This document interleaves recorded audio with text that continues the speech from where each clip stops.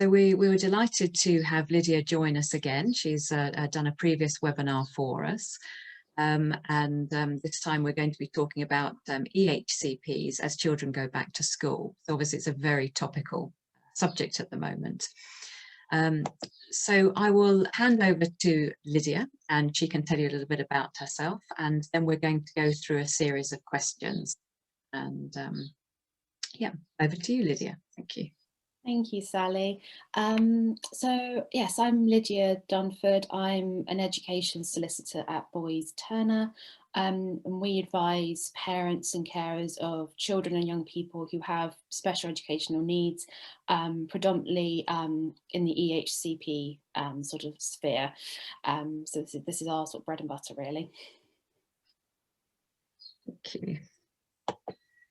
So our first question: should all children, young people, including those with SEND, be back at school? Yes, is the short answer. Yes, they should.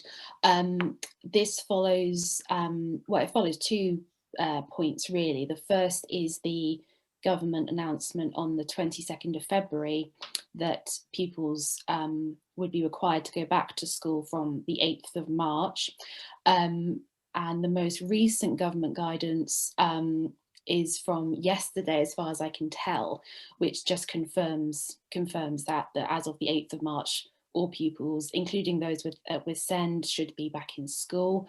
And it's worth also bearing in mind that schools need to use their best endeavours to provide special educational provision for pupils who have SEND, which also includes pupils who don't have an EHC plan. And I'll come on in the next point to talk about what pupils with EHCPs should specifically have in terms of support. Okay, so our next question: if a child or young person also has an education healthcare plan, then what does that mean for their support or provision at school? So this is an area where there was, you as parents were probably aware of what was happening in terms of the legal standpoint for this last year. So from the end of July last year, there hasn't been any change in the legal position in terms of special educational support through an EHC plan. This remains that local authorities who maintain the plans have an absolute duty to deliver the special educational provision, which is in section F, and this is under section 42 of the Children and Families Act 2014. And this followed a downgrading in the law for a couple of months last year. But at the time of this webinar, as far as we're aware, that law has not been changed, it remains in place. But it's worth bearing in mind that there is difference compared to what the government guidance, which is continually changing in terms of what that says in terms of EHCP provision. So again, the most recent guidance, as far as I'm aware, came out yesterday on the 30th of March. And that simply says that there may be circumstances in which schools cannot offer your child their usual on-site provision, whatever that may be. So they will seek to resume as close as possible to your child's usual provision, and any decisions about that should be regularly reviewed. So it's not saying the same as it definitely has to happen. So on balance, though, our view is that the law trumps what guidance says. But if you are in a situation where you have an EHCP, some or all of the provision is not being delivered, first step is to speak with the school and find out what's going on from their position, because you may then need to raise it formally with the local authority, because they remain ultimately responsible for delivering that provision. Thank you. So if a child or young person's education and healthcare plan requires external therapists to come into school, is this allowed? Yes, it is. As far as we're aware, there was guidance from the DFE about this, which, as far as we're aware, hasn't been changed. But this did say that professionals can go into schools where it's reasonably necessary. So arguably, this does include delivering therapy or other provisions as per an EHC plan requirements. But this is of course balanced with those external therapists who may be going into a number of different schools potentially and interacting with different pupils, taking the necessary precautions, use of PPE, that sort of thing. But they should really be coming into schools, yes. So if a child or a young person with an education healthcare plan has not been able to attend school for most of the last year due to lockdowns, can they have additional support now? This really does depend on the individual needs of the child or the young person and what provision they were receiving or weren't receiving during lockdown, during any time that they may have been out of school. Obviously, the most recently from the new year, it was sort of expected that pupils would be, with the EHCPs, would be in school as they were classed as vulnerable. But from our experience, that wasn't happening in a number of cases. So you really need to look at whether an early review of the EHCP could be asked from the school. If there's any thoughts that the child's needs may have changed during lockdown or being out of school. And also factoring in, well, they're going back to school now. It's not yet been a month since schools were reopening to pupils fully.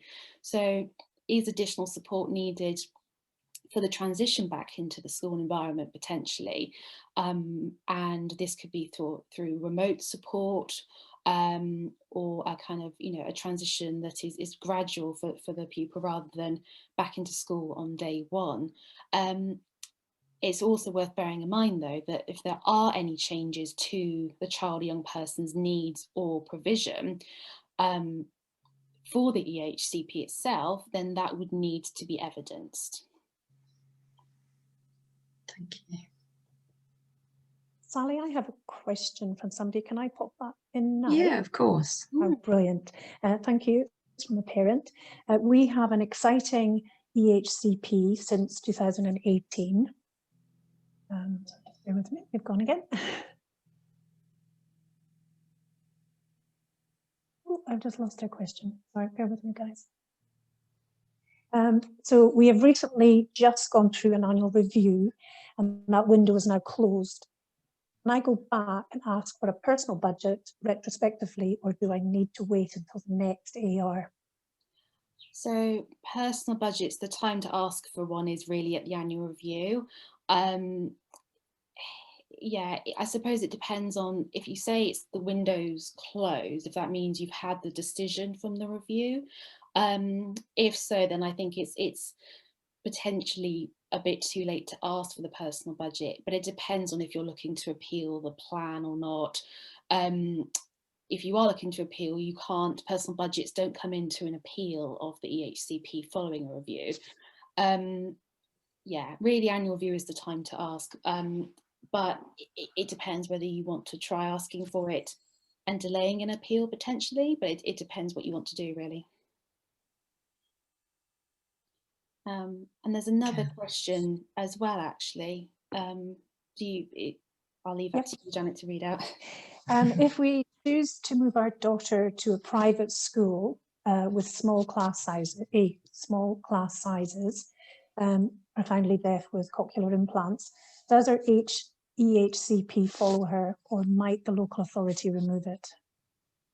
Okay, so if you're looking at changing a school and you want that to be recognised in EHCP, you need to go through an annual review and request a change of placement.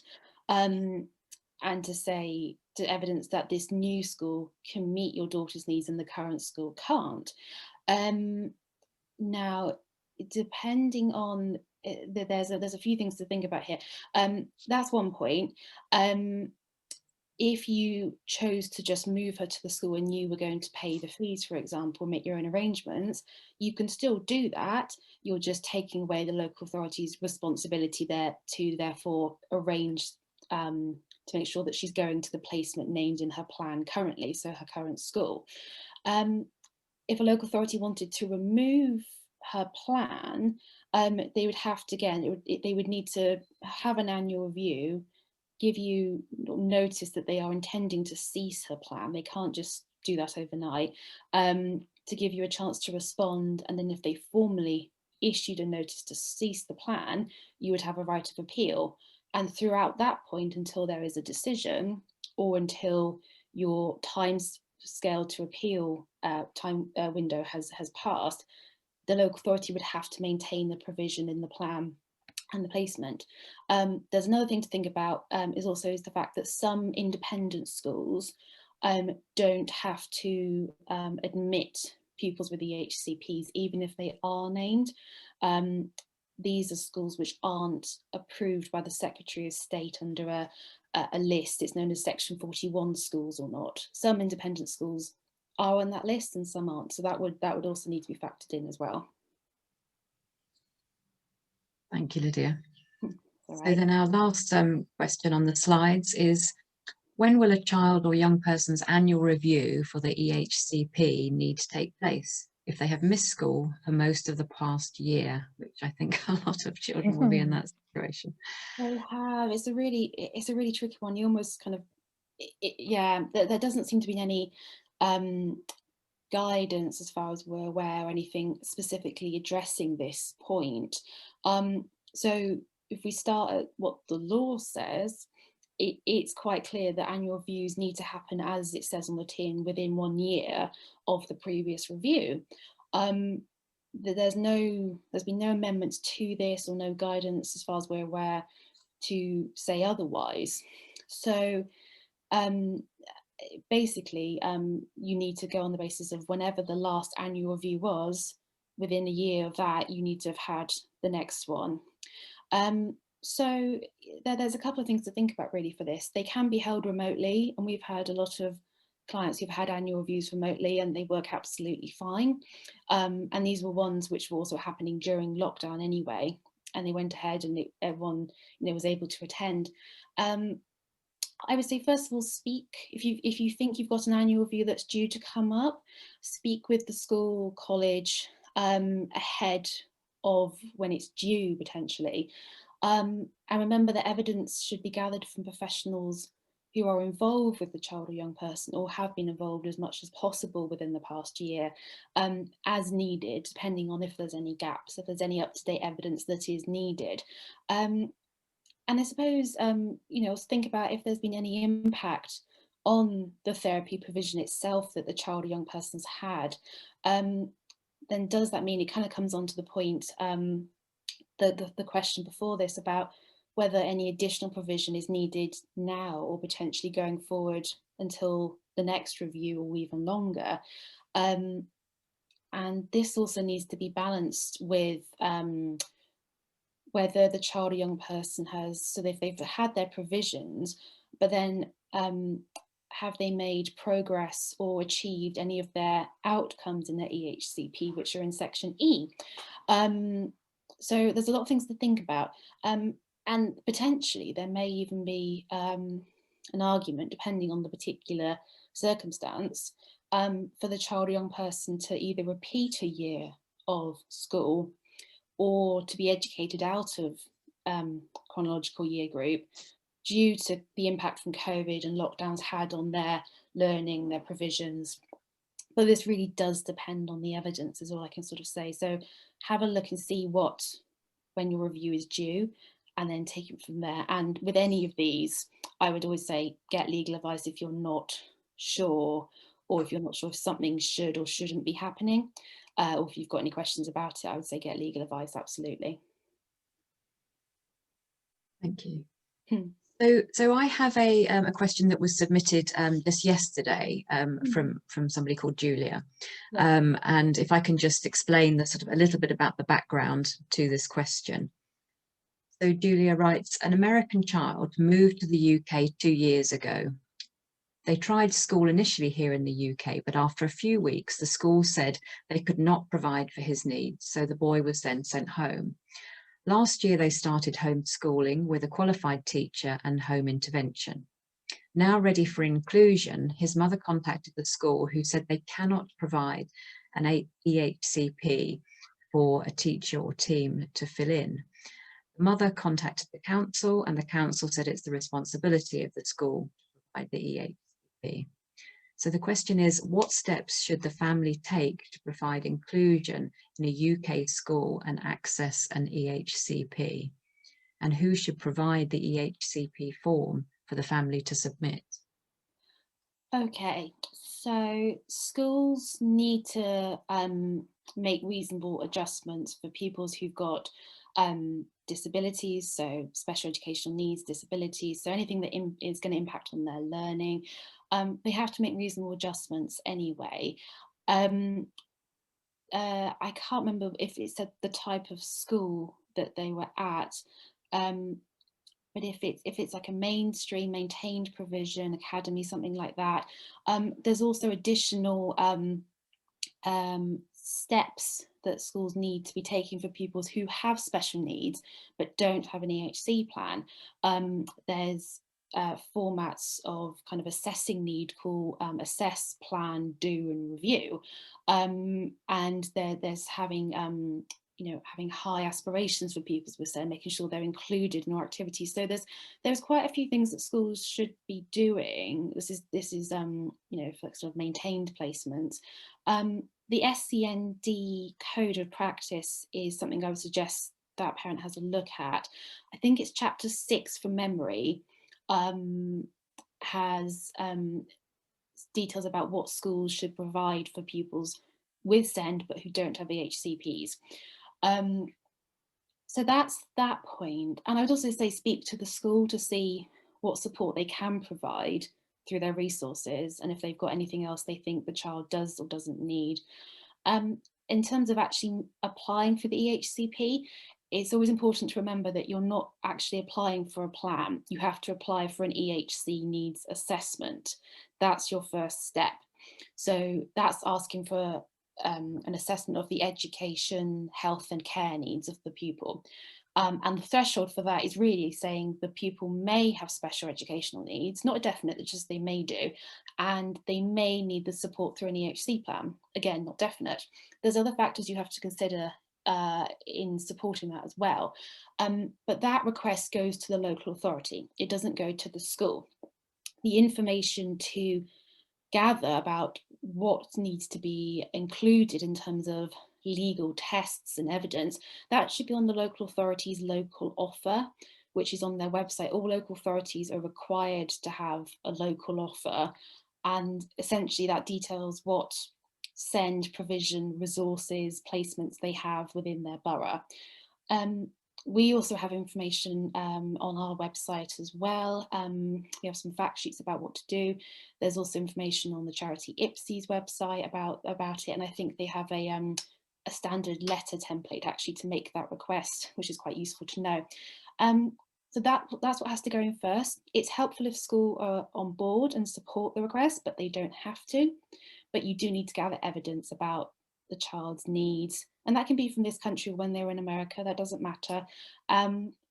Looking at what provision they need, is there gaps in provision, are they struggling in some areas? But I would say again, have a look on the local authority's website first of all. Look on our website, we have information there.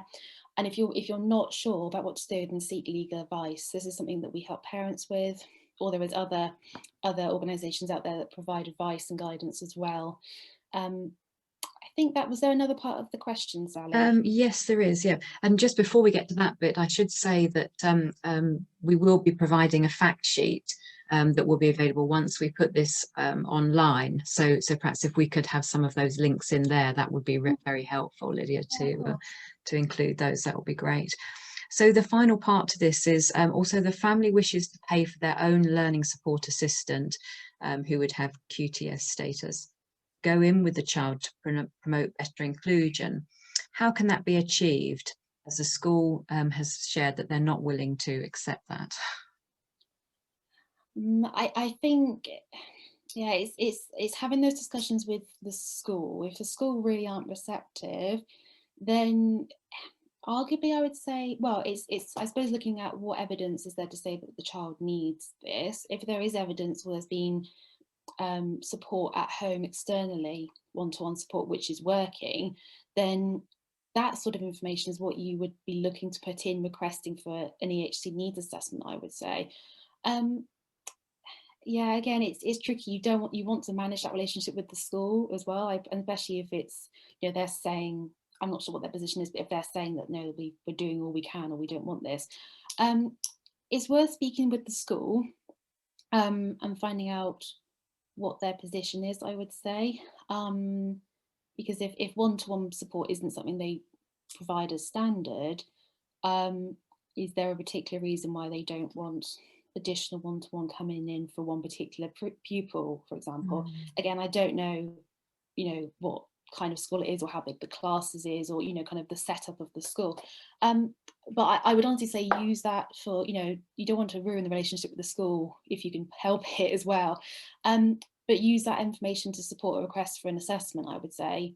Yeah, that's, again, it's one of those things where you would, if you're not quite sure what to do, then to seek legal advice if you're, you know, not sure how to kind of take it forward. I know that we've come across situations like this at SNAP, as we recruit people to work within homes, but also to work within schools, and sometimes schools aren't receptive to have that, and that there are some, you know, some practical reasons why they're nervous about having somebody else in, but we have found that, you know, with kind of like communication directly with us, we can then explain how it would be and how we could get around some of their kind of concerns. And sometimes the concern is that actually if only one child has the support, then that child is kind of singled out for one thing, but also that it's not fair for the other children who may also need a bit more support. And we have actually had the situation where the family provided the support and paid for the support for their child, and then it was agreed that actually that person would then be a more general kind of worker and support on a voluntary basis with the other children. So there are ways around it, but as you say, it is about trying to kind of keep that communication open and wherever possible. Yeah, good point. Yeah. Super. So Janet, are there any other questions that have been? No. So does anybody have any other questions they'd like to type into the chat? I thought there'd be quite a few, because I thought there'd be quite a few individual scenarios. Maybe it takes too long to actually kind of. There's one that has come in, I think. Yeah, it has. Why does the EHCP not contain any financial figures for what the actual allocation for support is for your child? If they are attempting a specialist setting, typically section F lists the type, time and amount of resource needed, but it doesn't detail the actual total funds the school is receiving for your child. Can I ask for the council or school to provide me full visibility of this? Oh goodness. So EHCPs don't need to have the money side in them. All they're there for on a basic level is to set up what provision is needed. So that doesn't equate to, you know, necessarily needing what that means in terms of monetary value. Again, and even if they're attending a specialist setting like this child, it's, you know, it's not a requirement at all. In terms of funding, that is usually what local authorities and schools kind of discuss amongst themselves and kind of, you know, sort out who's paying for what. And so section F lists the type, time and amount of resource needed. Yes, that's good, but it doesn't detail the actual total funds the school's receiving for your child. No, again, it doesn't have to at all. There's no need for it to do that. I mean, you can a way to work that out is you can, by working out what the cost for the school placement is, which if it's named in the plan, then the local authority should be paying for that anyway, unless you've agreed otherwise. And then if there's what provisions included in that kind of base fee for a specialist school. So does it include therapies, one-to-one to a set amount, for example? And then if there's anything above that's in the plan that the school has to charge additionally for.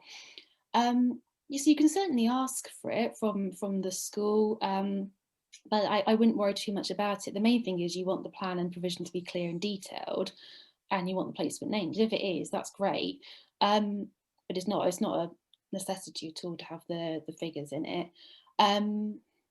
Yeah, I think that's all on that question. The next one, Lydia, was really just to reiterate what you were talking before about face-to-face or online therapies, or whether it can be done specifically state, or whether it can be done face-to-face, or does the parent and school preference go if the authority is able to provide the therapy through online videoing? So that's an interesting one, because normally in Section F provision, it's not written to say face-to-face, one-to-one speech therapy. It's kind of a given that if it's one-to-one direct therapy, that's going to be in person, because normally this is in a school setting and you've got the therapist there, for example. So if the position is that therapy remotely, if the plan does not specifically state needs to be face-to-face,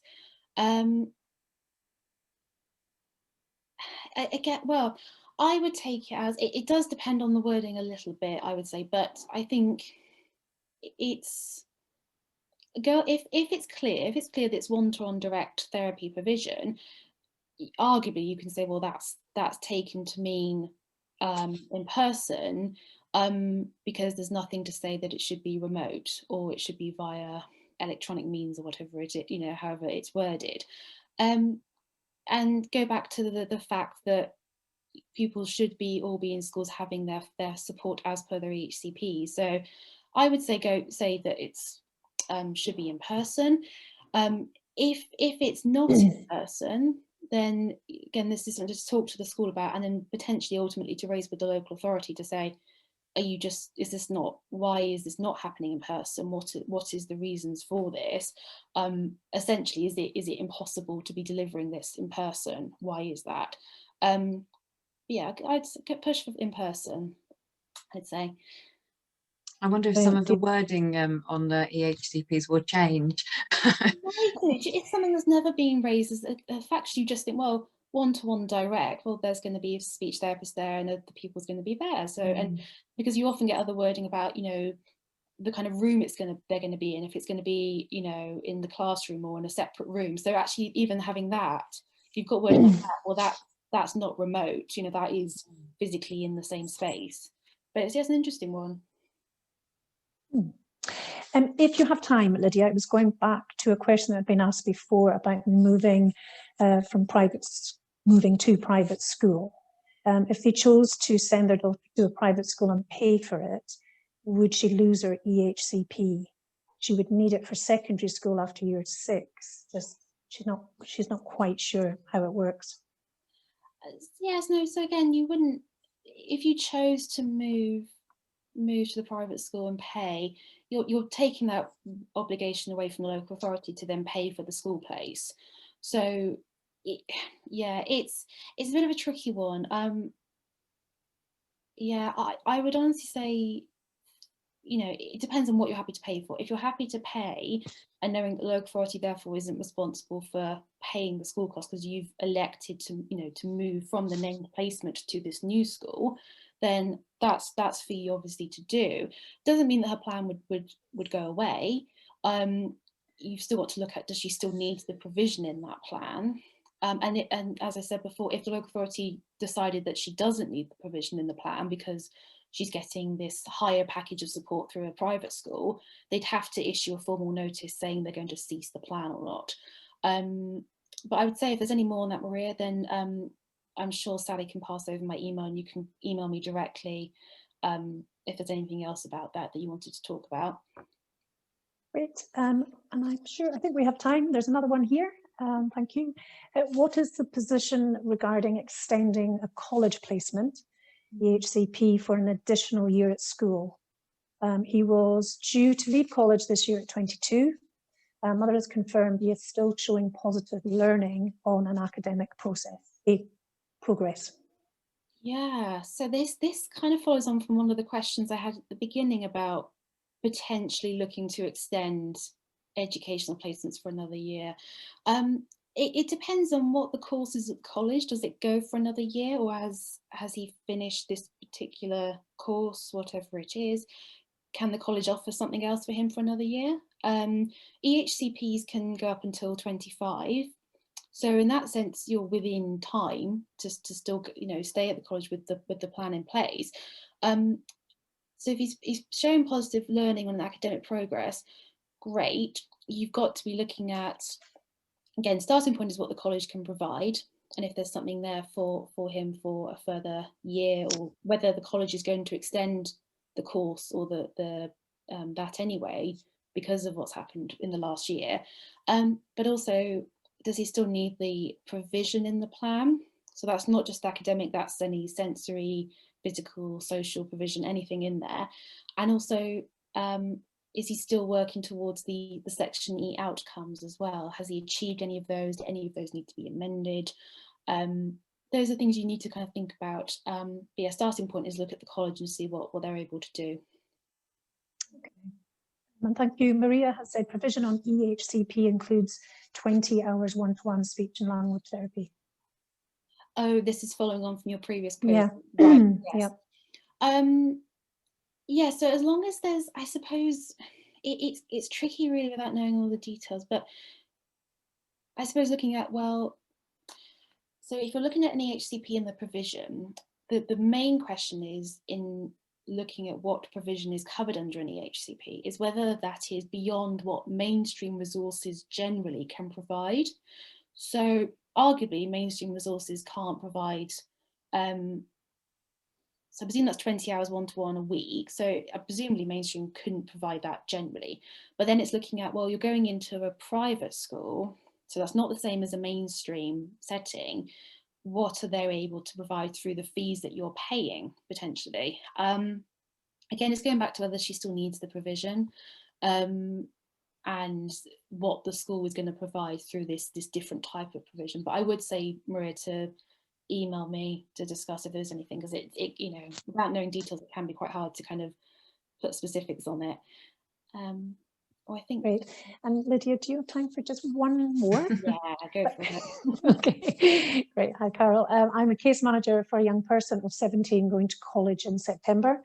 Mm-hmm. Physios and SLT say they are reluctant to mark SMART recommendations of future therapy needs for an alternative adult service. I thought that was the purpose of EHCP for current therapists to make future recommendations in Section F. At the moment, what they are recommending is vague. Yes, see, provision in plans, and this is something that I spoke about in my last webinar with Snap actually about Section F specifically. Yeah, they need to be detailed and clear so that everyone else knows what's actually going to be happening in terms of provision. It's no good having a provision which says access to additional adult support or a high level of support. Those things don't really mean anything. That's so open to interpretation. So and I don't know if the physio and the SALT are ones through the college or through the local authority, or if they're instructed independently. I don't know the setup, but what they need to be looking at is recommending for what provision is needed for the young person. Yeah, it's specific. Yeah, it needs to be specific. If they're not able to do that, well, why is that? Because otherwise it's very hard for the college to then say, especially if it's a new college, to say, yes, we can deliver this provision to meet this young person's needs. It also depends on whether this is following or going into an annual review of the plan before transition. I don't know. In fairness, if you're 17, so yeah, it could be. Yeah, I would say you need to be going back and asking for them to be specific, because that's what the law and guidance says. Really, it needs to be clear, specified, quantified. But it's looking at provision that they need now, kind of going into the this next phase of their learning. Thank you. Thank you very much. I thought I'd put the screen on since it was my question. Oh, no, that's all right. Hello, Carol Milne. How very nice to see you. Yeah, well, I mean, it's just that they say, no, we can't say we're children's therapists. We can't say what adult therapists do. And I thought, well, that is the point, but I don't like to sort of say. But that is, isn't it? That she's going in September. We need some rather than access to and all these wonderful words. No, we don't want access to. No. But they can say this is what they need. Mm. And if it's, or do they need to speak with their adult services counterparts if they say it's beyond their remit? But I mean, it's, they should be looking at it, but it's a tricky one, isn't it? Okay, thank you very much. Anyway.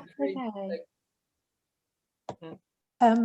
I am aware of the time, Sally, and there is maybe another question, but maybe it could be sent directly to Lydia to answer.